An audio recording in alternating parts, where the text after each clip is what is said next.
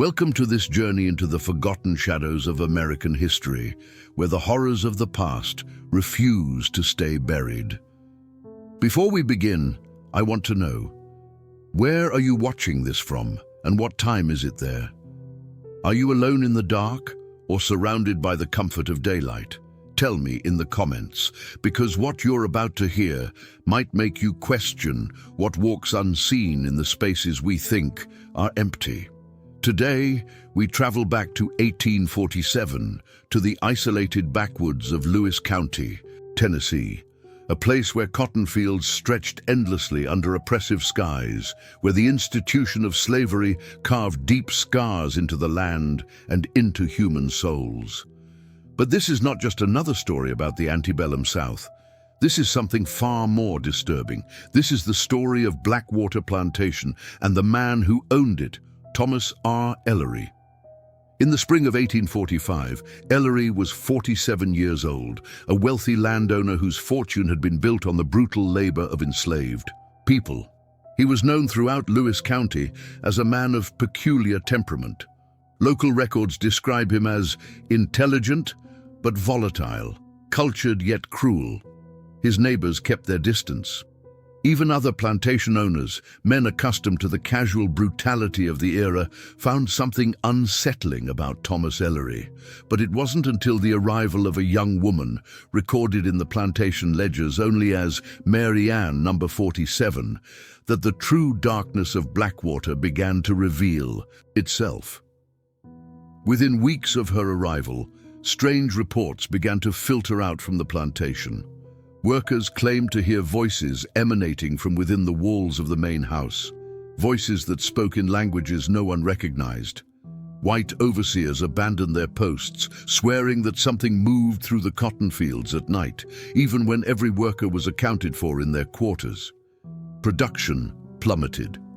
Cotton yields, which had made Ellery wealthy, suddenly fell by nearly 60%. With no explanation, 12 workers vanished between 1846 and 1847, not escaped, not sold, simply gone, with no records, no traces, no bodies ever found. And then there was the room. An entire chamber on the second floor of the main house was sealed from the inside with heavy wooden boards. No one knew when it was done, or by whom.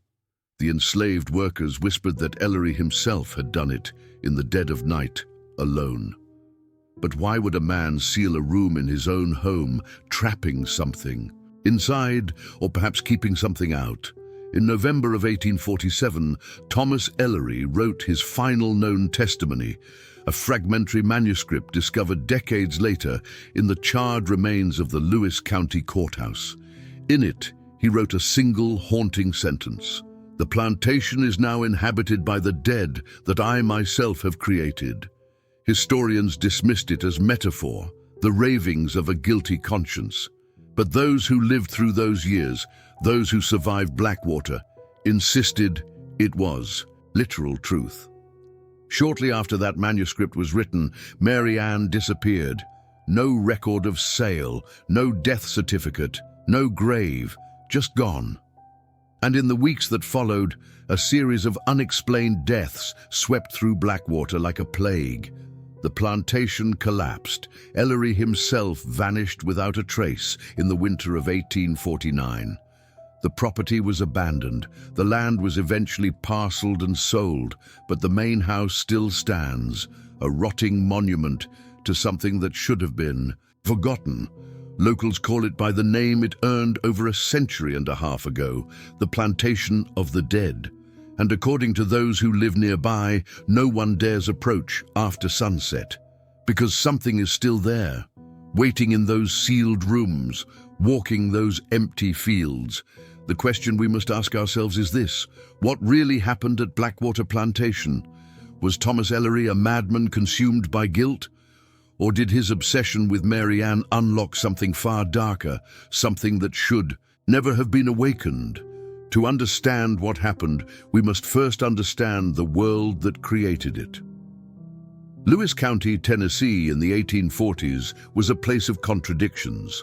Officially part of the expanding American frontier, it was nonetheless deeply entrenched in the plantation economy of the Deep South. The region was isolated, connected to the outside world by rough dirt roads that became impassable in winter and spring. Communication with Nashville, the state capital, could take weeks.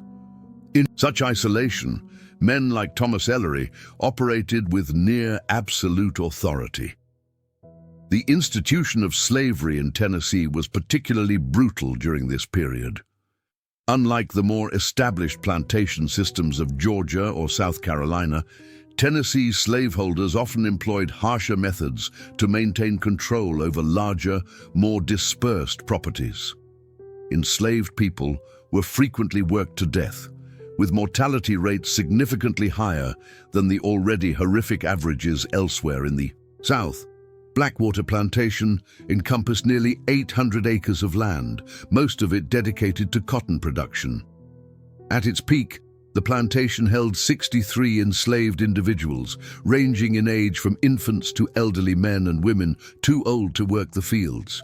The plantation's name came from a slow-moving creek that ran along its western border, its waters stained dark by tannic acid from decaying vegetation, giving it an appearance of oil or ink. Thomas R. Ellery had inherited the property from his father in 1838. Records from the Lewis County Courthouse show that he expanded operations aggressively, purchasing additional land and more enslaved workers throughout the early 1840s. He was educated, having spent 2 years at a college in Virginia before his father's death called him back to Tennessee. He read extensively, his library containing volumes on philosophy, theology, and what were then called natural sciences. But there was something else in that library, something darker. A partial inventory recovered in 1923 lists several titles on occult practices, ceremonial magic, and what one cataloger described as European grimoires of uncertain origin. Whether Ellery actually believed in such things or merely collected them as curiosities remains unknown, but their presence becomes significant in light of what would later occur. The enslaved community at Blackwater, like most in the antebellum South, maintained their own spiritual traditions. Blending African religious practices with Christianity, they held night gatherings in the quarters, singing spirituals that carried coded messages of resistance and hope. Among them was a man named Elijah, the oldest enslaved person on the plantation, who had been there since Ellery's father's time. Elijah served as a spiritual leader for the community, a keeper of stories and traditions. It was Elijah who would later claim that evil had always lurked at Blackwater, sleeping beneath the soil, waiting for someone foolish enough to wake it. The spring of 1845 brought change to the plantation. Ellery traveled to a slave auction in Memphis, something he rarely did personally. When he returned, he brought with him 5 new workers. Among them was Mary Ann. Very little is known about Mary Ann's origins. She is listed in the plantation ledger as number 47, approximately 23 years old, described as field worker, healthy constitution. But there was something about her that caught Ellery's attention, something that transformed his already cruel nature into something far more dangerous. Within a month of her arrival, Ellery moved Mary Ann from the fields to the main house. This was not uncommon. Enslaved women were frequently forced into domestic servitude and worse, but what followed at Blackwater went beyond even the terrible norms of the era. Samuel Ketch, the plantation's white overseer, kept a journal that survived in fragments. In an entry dated June 1845, he wrote, "The master has become strange. He spends hours locked in his study with the woman. The others fear her now, though she has done nothing wrong that I can see. They whisper that she has bewitched him, but I think the truth is darker. I think he has bewitched himself." By autumn of 1845, the first disappearances began. A young man named Abel, who worked in the cotton press, vanished overnight. A search was conducted, but no trace was found. Ellery recorded the loss in his ledger with a single word: gone. 2 months later, a woman named Patience, who worked in the main house kitchen, disappeared. Then another field worker, then another. Each disappearance was noted in Ellery's records with the same cold notation: gone. But the enslaved community knew something that Ellery perhaps did not. They knew that the disappeared were not running away. Escaped slaves left traces, signs, patterns. These people simply ceased to exist, as if erased from the world. And they knew something else. They knew that each disappearance coincided with nights when strange lights were seen in the windows of Ellery's study, when low chanting could be heard from behind locked doors, when Mary Ann would emerge the next morning with eyes that seemed to look through people rather than at them. The winter of 1845 to 46 was particularly harsh. Snow fell heavily, unusual for Tennessee, isolating the plantation even further. It was during this winter that the voices began.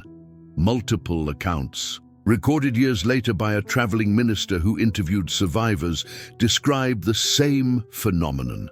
Voices emanating from within the walls of the main house. Not the sounds of people moving in hidden passages, but actual voices, speaking words in no recognizable language, sometimes whispering, sometimes screaming. The white overseers were the first to flee.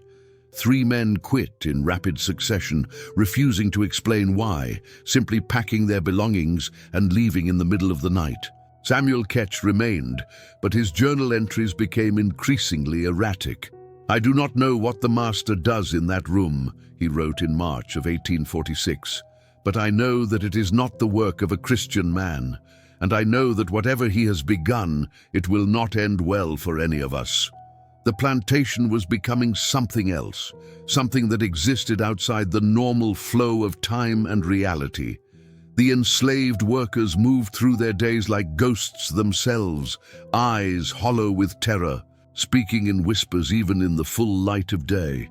And through it all, Thomas Ellery continued his obsession with Mary Ann, an obsession that would soon consume not just him, but everyone who remained at Blackwater Plantation.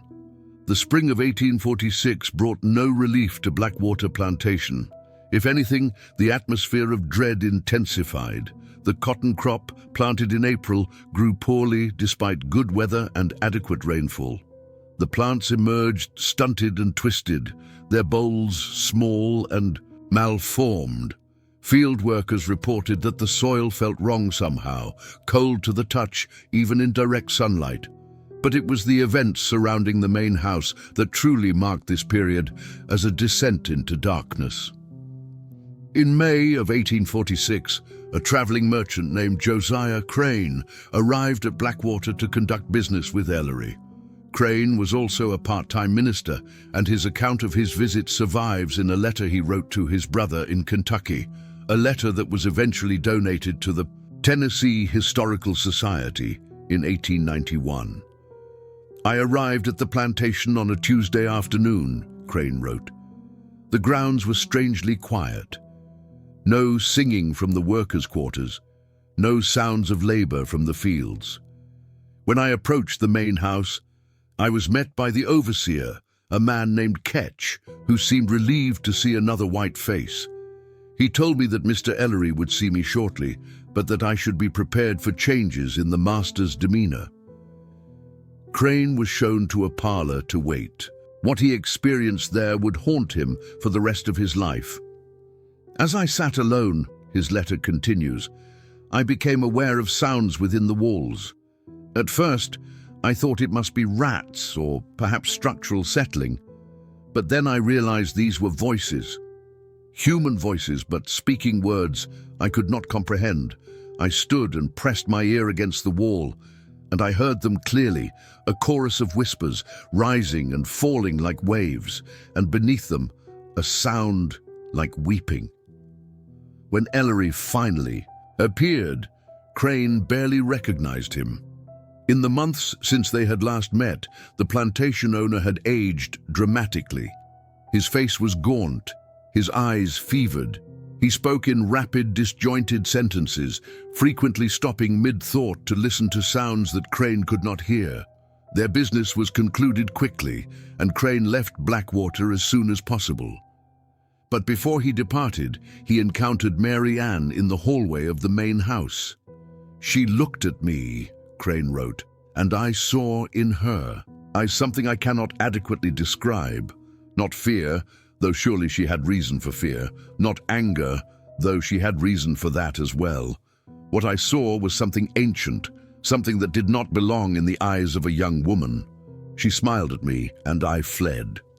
Crane attempted to report his concerns to local authorities, but in Lewis County in 1846, the word of a white property owner carried far more weight than the concerns of a traveling merchant. No investigation was conducted.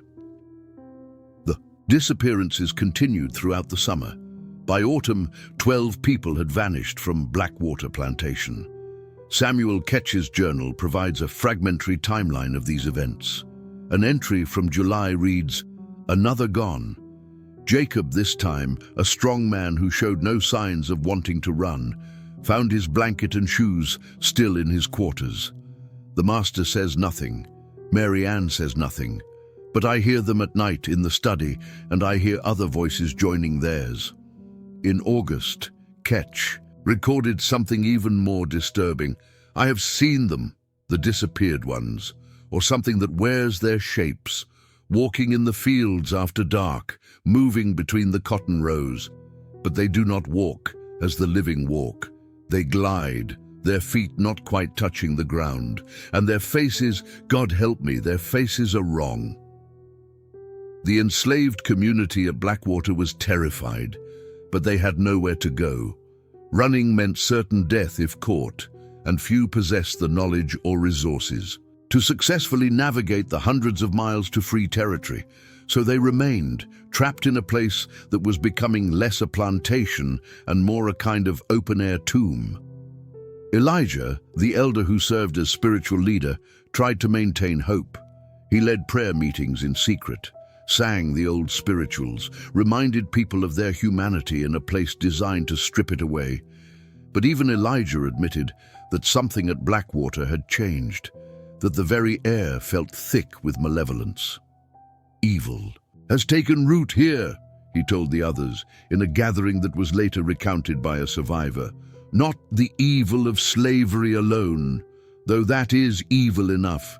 Something older, something that was sleeping in this land before any of us arrived, and the master has awakened it with his obsessions." In September of 1846, Thomas Ellery sealed the room.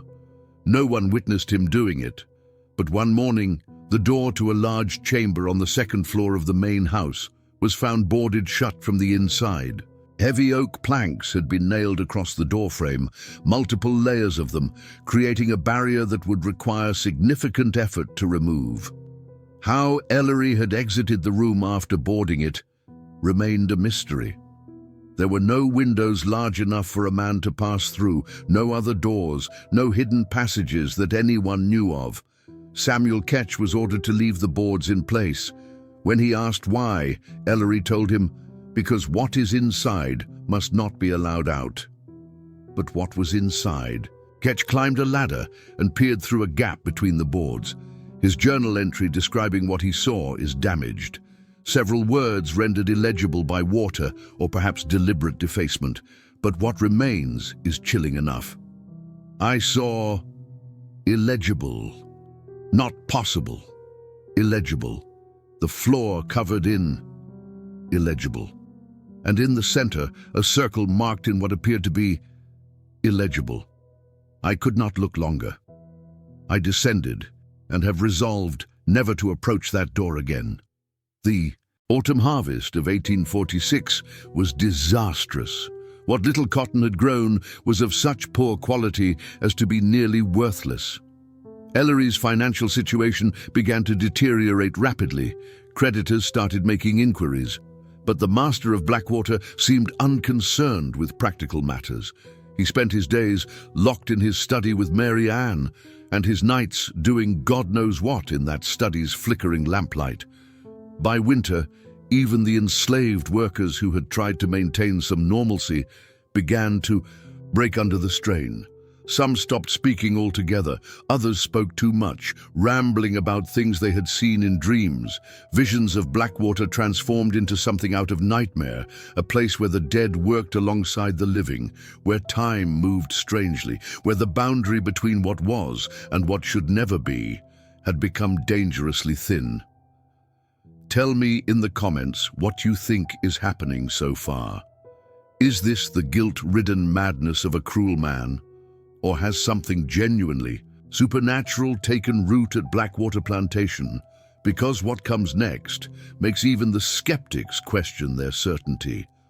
The winter of 1846-47 would see revelations that no one was prepared for, discoveries that would transform Blackwater from merely a place of suffering into something that defied rational explanation. In January of 1847, Samuel Ketch made a decision that would eventually provide historians with some understanding of what occurred at Blackwater, though that understanding only deepens the mystery rather than resolving it. He began stealing pages from Thomas Ellery's study. Ketch's journal explains his reasoning. I do not know how much longer I will remain at this accursed place. My conscience demands that I stay to bear witness, but my sanity demands that I flee. Before I do either, I must preserve some record of what the master has done, so that future generations might understand, or at least be warned. The pages Ketch managed to copy, or in some cases steal, outright were fragmentary, often written in a fevered scrawl that suggested Ellery had been writing in states of extreme agitation or exhaustion. Some passages were in English. Others contained phrases in Latin, Greek, and languages Ketch did not recognize. One page, dated December 14, 1846, reads, in part, "The boundary is thinner than I believed possible. She has shown me how to see through it, how to reach through it. The dead do not sleep as we imagine. They press against the membrane of our world, desperate to return. All that is required is will and knowledge and a door." Another fragment, undated. "Mary Ann understands what I am trying to achieve. She has always understood. I think perhaps she has done this before, in other places, in other times. When I look into her eyes, I see depths that should not exist in a mortal being. But then, perhaps she is not mortal. Perhaps none of us are, not in the way we believe." The most disturbing passage Ketch preserved was written in what appears to be February of 1847. "I have successfully called back 3 of them. They stand when commanded, they move when directed, but they are wrong somehow. The process is imperfect. Their minds do not return intact. They are empty vessels, animate but not alive, not as they were. But this is progress. With Mary Ann's guidance, I will refine the process. I will learn to bring them back whole. And when I do, death itself will have no more dominion." Ketch understood reading these words that Ellery was attempting something beyond the pale of acceptable behavior, even in an era and place where human life was already valued so cheaply.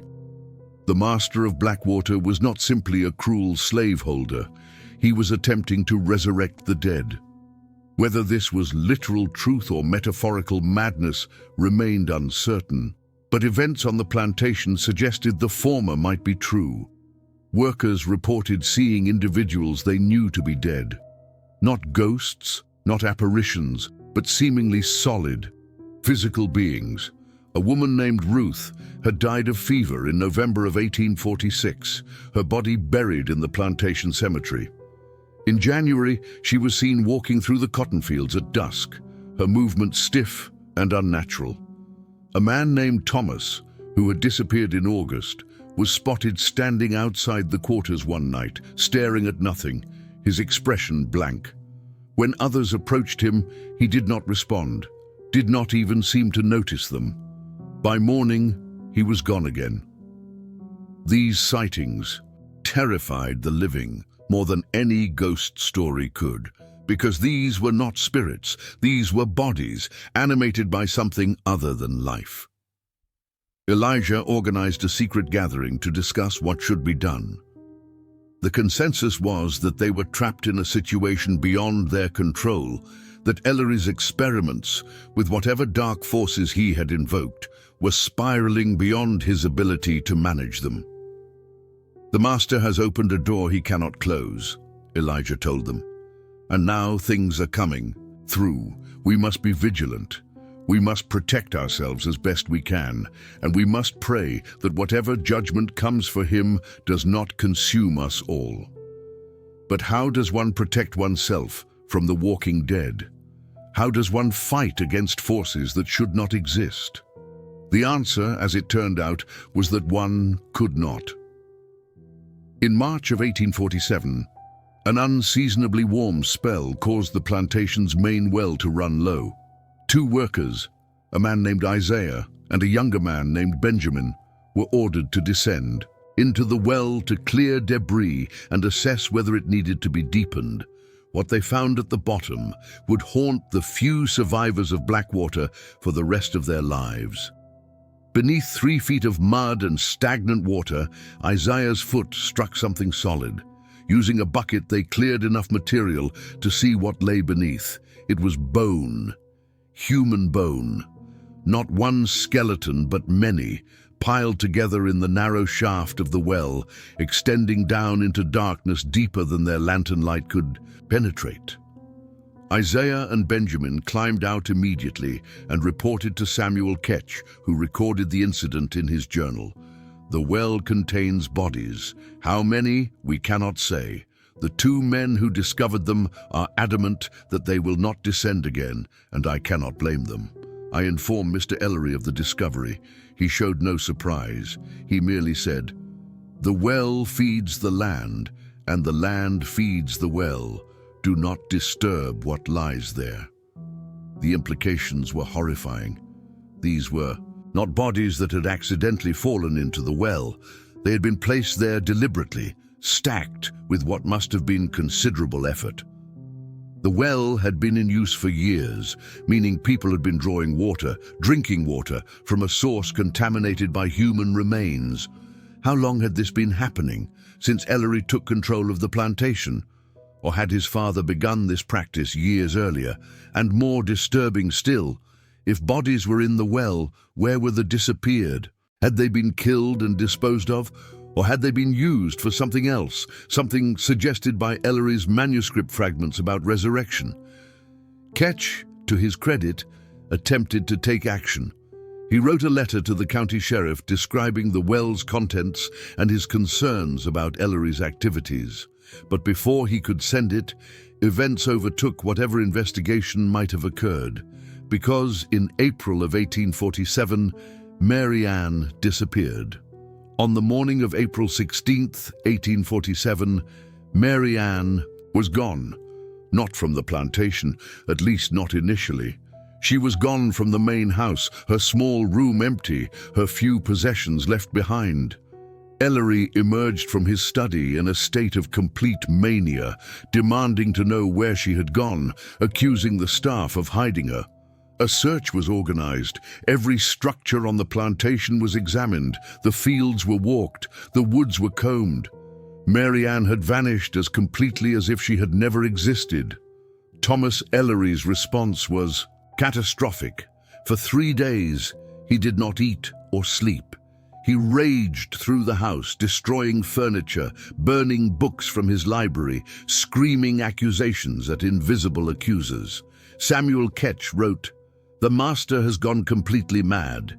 He claims that Mary Ann has betrayed him, that she has gone to the other side without him, that she was never what he thought she was.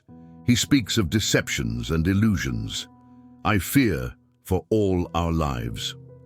On the 4th day, Ellery locked himself in his study. He remained there for 72 hours. When he finally emerged, he was calm, eerily so. He gathered the remaining workers and staff and made an announcement that Ketch recorded verbatim. "You wonder what I have done here," Ellery said. You whisper about the disappeared, about the voices, about the things you see in the dark.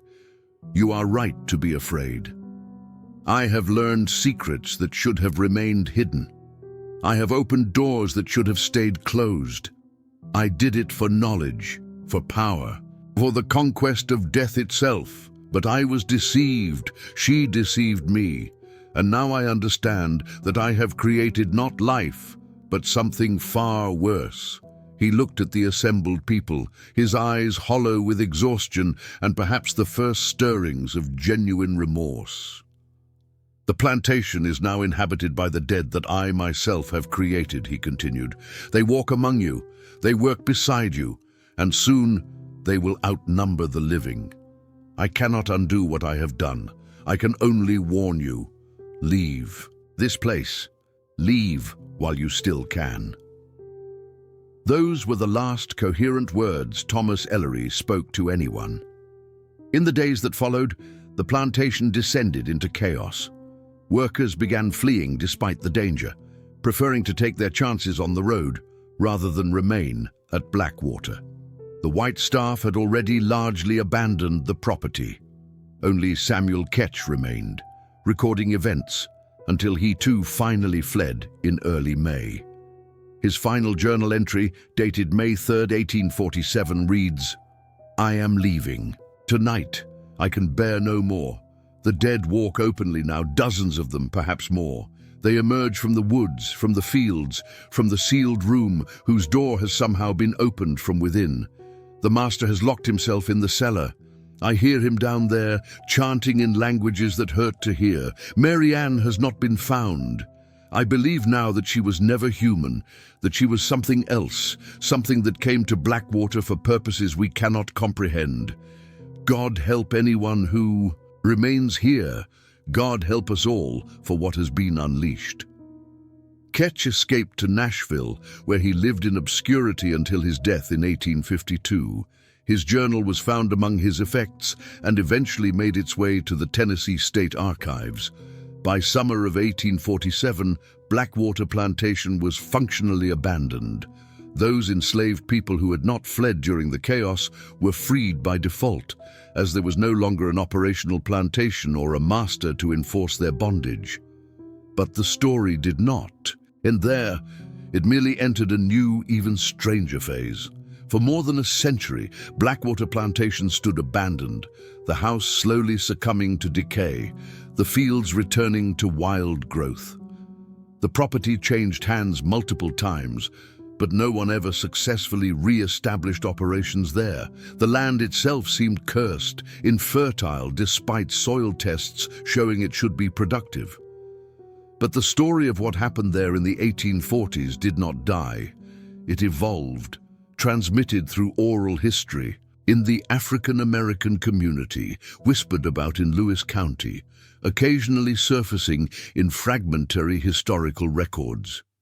In 1893, a professor of folklore from Vanderbilt University named Edmund Price traveled to Lewis County to collect stories from elderly residents who remembered the Civil War era. Several of his informants spoke about Blackwater Plantation, though their accounts varied in details. One woman, who identified herself only as Sarah, aged 78, claimed her grandmother had been enslaved at Blackwater. Price recorded her testimony. "My grandmother never spoke much about that place, said it was unlucky to give words to what happened there.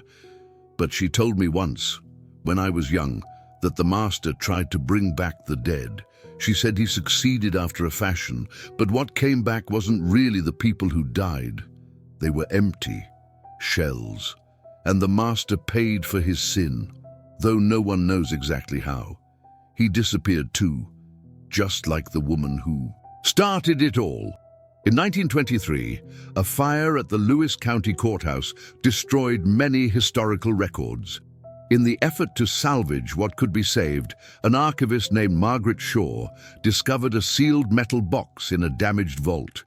Inside were papers belonging to Thomas Ellery, including fragments of his manuscript and several items that Shaw described as disturbing. Among these items was a small leather journal belonging to Mary Ann herself. The journal's existence was unknown until Shaw's discovery. The historical record had no indication that Mary Ann was literate, which was illegal for enslaved people in Tennessee. But the journal's contents, written in a careful, educated hand, proved otherwise. Only a few pages of the journal survived intact. One entry, undated, reads, "He thinks he controls this. He thinks his books and his rituals give him power. He does not understand that I am older than his books, older than his country, older than his God. I came here for a purpose, not to be enslaved, but to find a door, and he, fool that he is, has helped me open it." Another entry, also undated, "The door stands open now. The dead flow through like water. I have done what I came to do. Soon I will move on. There are other doors in other places, and there are always men like Thomas Ellery, men whose pride and cruelty make them perfect instruments for the work." The implications of these entries are staggering. If authentic, they suggest that Mary Ann was not a victim of Ellery's obsession, but rather its architect, that she had deliberately cultivated his interest, guided his experiments, led him to open pathways between life and death that should have remained sealed. But who or what was Mary Ann? Was she human, a demon, something else entirely? Margaret Shaw reported her findings to the Tennessee Historical Society, but the journal fragments were subsequently lost in another fire in 1931, this one at the Society's storage facility in Nashville. Only Shaw's transcriptions survive. In 1967, a team of graduate students from the University of Tennessee conducted an archaeological survey of the Blackwater property as part of a study on antebellum plantation architecture. Their findings were published in a limited circulation academic journal. Among other discoveries, they excavated the well that Isaiah and Benjamin had found filled with bones in 1847. The survey confirmed the presence of human remains, at least 15 individuals based on skeletal analysis. The bones showed signs of unusual wear patterns and stress fractures inconsistent with agricultural labor. Some bones had strange markings that the researchers could not explain. Grooves carved or burned into the surface in patterns that suggested deliberate design rather than natural decay. More disturbing, several of the skeletons were found in positions that suggested they had been alive when placed in the well. Their bones bore signs of struggles, of attempts to climb upward through the narrow shaft. The graduate students also explored the main house, which was by then nearly collapsed. They located the sealed room on the second floor, though the door had long since rotted away. Inside, they found a large circular symbol burned into the wooden floorboards, along with remnants of candles, books reduced to pulp by water damage, and what appeared to be iron chains anchored to the walls. Most significantly, they found fragments of human bone within the circle itself, mixed with what chemical analysis later identified as substantial amounts of human blood. Their report concluded, "Evidence suggests that some form of ritual activity took place in this chamber, though the exact nature and purpose remain speculative. The presence of human remains within the circle could indicate ceremonial practices or, more grimly, some form of human sacrifice." In 1982, an elderly man named Joseph Crane, descendant of the minister Josiah Crane, who had visited Blackwater in 1846, donated his great-great-grandfather's letters to the Tennessee State Archives. Among them was a letter Josiah had written in 1848, a year after the plantation's collapse. The letter described a chance encounter Josiah had in Memphis. While conducting business there, he saw a woman he recognized immediately, Mary Ann. "She was walking down Front Street," he wrote, "dressed in fine clothes, clearly a person of means and not a fugitive slave. When our eyes met, she smiled at me with the same unsettling expression I had seen at Blackwater. I approached her, intending to inquire how she had come to such circumstances. But when I spoke her name, she looked at me as if I were a stranger. "You are mistaken, sir," she said. "I have never been to Lewis County, nor do I know anyone named Thomas Ellery." And yet, I knew it was her.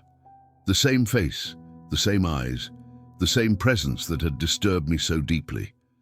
I watched her disappear into the crowd, and I knew with absolute certainty that, whatever she was not bound to Blackwater or to any one place.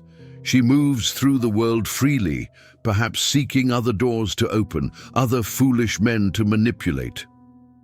Josiah Crane's letter was never published during his lifetime.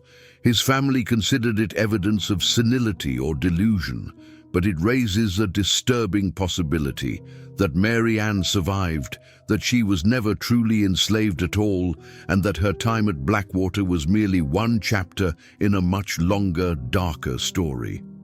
In the 1990s, local paranormal investigators began visiting the Blackwater site, drawn by stories that had persisted in the area for generations. Most reported feeling overwhelming sensations of dread and sickness when approaching the ruins of the main house. Several claimed to have photographed shadowy figures in the fields, though these images are of dubious authenticity. More credibly, residents of the area have consistently reported strange phenomena on the property. Dogs refuse to enter the grounds. Birds avoid flying over it. The few trees that have grown on the site are twisted and stunted despite the surrounding forest being healthy and robust. A local historian named Patricia Hendricks spent 15 years researching Blackwater for a book that was never completed. In a 2003 interview with a regional newspaper, she said, "The more I learned about that place, the less I wanted to know. Every document I found raised more questions than it answered. Every testimony contradicted the last. But one thing was consistent. Everyone who knew about Blackwater agreed that something evil happened there, something that left a permanent mark on the land itself." Hendricks died in 2005 under circumstances that were officially ruled accidental, though some who knew her claimed she'd become increasingly paranoid in her final months, convinced that she was being followed, that something from her research had taken notice of her. Her notes and research materials were donated to the Lewis County Historical Society. But when archivists attempted to organize them, they found that many of the documents referenced in her index were missing. Most significantly, photographs she had taken of the Blackwater site were gone, along with what her notes described as the second Mary Ann journal acquired through private sale. If this second journal existed, if Hendricks actually possessed more of Mary Ann's writings, then they are lost now. Or perhaps deliberately taken by someone, or something that did not want those words to be read. The last significant event at Blackwater occurred in 2011, when the state of Tennessee demolished what remained of the main house, citing safety concerns. Workers completing the demolition reported strange malfunctions with their equipment, unusual temperature drops, and the persistent feeling of being watched. One worker, who requested anonymity, told a local television station, "I've demolished dozens of old buildings. This was different. It felt like the house didn't want to come down, and when we finally brought down the last walls, I swear I heard screaming. Not from any person who was there, from the ground itself." The site is now an empty field, fenced off and posted with no trespassing signs. The property remains unsold. No developer has expressed interest in it. It sits, abandoned and avoided, a blank space on the map where something terrible once occurred. But the story persists, and those who live near the old Blackwater land will tell you, if you ask, that on certain nights, when the moon is dark and the air is still, you can hear voices coming from that empty field. Voices speaking in unknown languages. Voices that sound like they're coming from very far away, or perhaps from very deep underground. and some claim that if you're foolish enough to walk those fields after sunset, you might see them. Figures moving between the overgrown cotton rows, not quite walking, not quite floating, moving in ways that living things should not move. Shells of people, animated by something other than life. The dead that Thomas Ellery created, still walking, still waiting. Waiting for what? No one knows. So what really happened at Blackwater Plantation between 1845 and 1849? After examining the fragmentary evidence, the contradictory testimonies, the missing documents and unexplained phenomena, we are left with more questions than answers. But several theories have emerged over the decades, each attempting to make sense of the darkness that consumed that place. Theory 1: collective madness and historical trauma. Some historians argue that Blackwater represents a case of collective psychological breakdown brought on by the extreme trauma of slavery. In this interpretation, Thomas Ellery was simply a particularly cruel slaveholder whose abuses, combined with the isolated and oppressive environment of the plantation, led to a shared delusion among the enslaved population. The voices, the apparitions, the walking dead, were all manifestations of profound psychological distress, not supernatural phenomena. The bodies in the well, in this theory, were victims of Ellery's cruelty, murdered and disposed of in secret. His manuscripts were the ravings of a guilty conscience trying to rationalize his evil through pseudo-mystical nonsense. Mary Ann was simply another victim who managed to escape, perhaps aided by members of the Underground Railroad, and the sightings of her afterward were cases of mistaken identity. This theory has the benefit of requiring no supernatural explanation.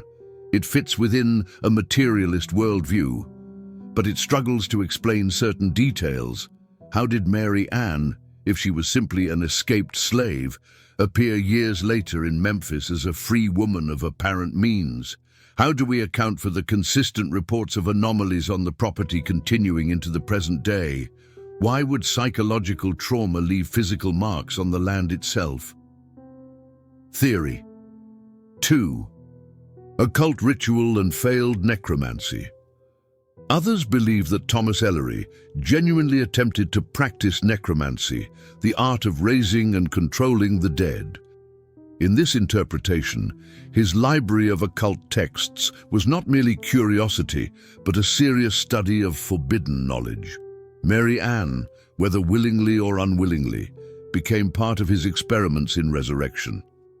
Perhaps Ellery actually succeeded in animating corpses, not through supernatural means, but through some lost scientific technique, some combination of electrical stimulation and chemical preservation that created the appearance of resurrection.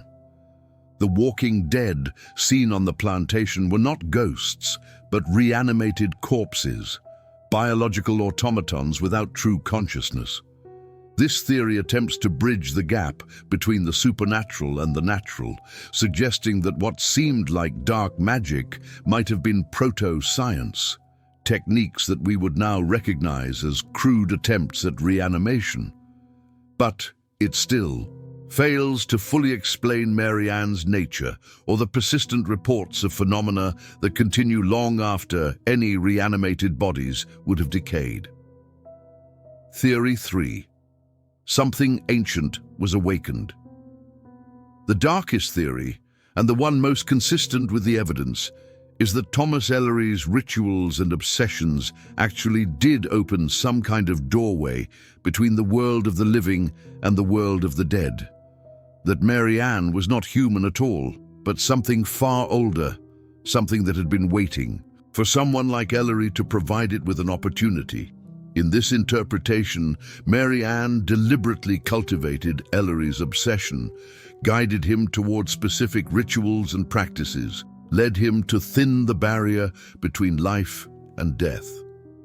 Her goal was not to resurrect the dead for any benevolent purpose, but to open a permanent breach, a wound in reality through which entities from beyond could enter our world. The disappeared workers were not killed, but used as fuel for these rituals. Their life force or essence consumed in the process of opening the door. The walking dead were not reanimated corpses, but something else entirely, things that had crossed through from the other side wearing the shapes of the departed. And Blackwater remains cursed because the door, once opened, was never fully closed. It remains there, invisible but present, a weak point in the fabric of reality, where the boundary between life and death is dangerously thin. This theory explains why phenomena persist on the property generations later, why the land itself seems blighted, why animals avoid it, and sensitive people report feelings of overwhelming dread. The door is still there, and things still come through even now. We may never know which of these theories, if any, contains the truth. The key evidence has been lost or destroyed. The primary witnesses are long dead. The plantation itself is gone, demolished and scattered.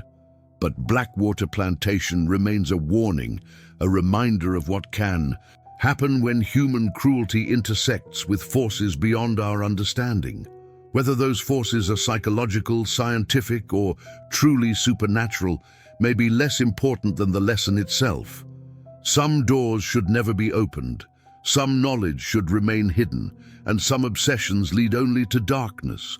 Thomas R. Ellery sought to conquer death.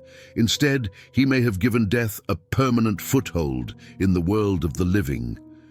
Mary Ann, whatever she was, achieved her purpose and moved on to other places, other doors, other victims, and somewhere in Lewis County, Tennessee, on a fenced-off piece of land that no one wants and nothing will grow on, the dead still walk. To this day, no one knows the full truth of what happened at the plantation of the dead, and perhaps, for our own sake, we should be grateful for that ignorance. Some truths are too terrible to bear. If you found this story as disturbing as we did, let us know in the comments.